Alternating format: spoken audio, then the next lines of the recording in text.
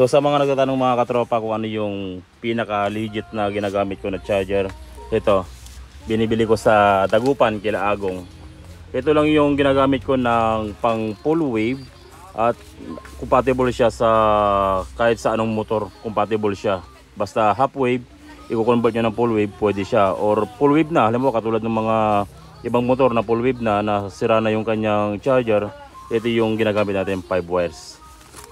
So ito yung madalas ko na puntahan sa Agong dito sa Dagupan. Ito yung mga binibili natin. Dati gumagamit ako ng regulator na Lihuwa. Ang problema kasi ngayon, dati yung Lihuwa kasi matibay siya, walang problema, kumbaga tumatagal siya ng taon talaga. Pero maglaon, nagkaroon na kasi ng China or nakapasukan ng local na brand yung Lihuwa na brand na pang full wave. Kumbaga pag binuksan mo yung Lihuwa, binuksan mo, ang laman niya lang sa loob ay diode lang.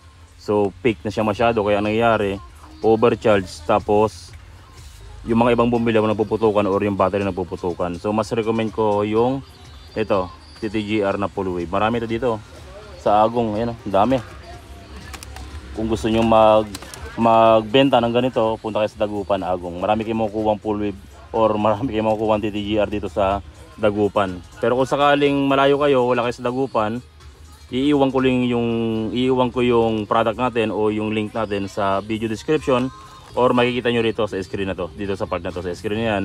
I-click nyo lang yung product na yan at andyan yung ating pang full wave na TTGR. Mas gusto ko to kasi halos tumatagal siya ng taon at hindi nag-overcharge.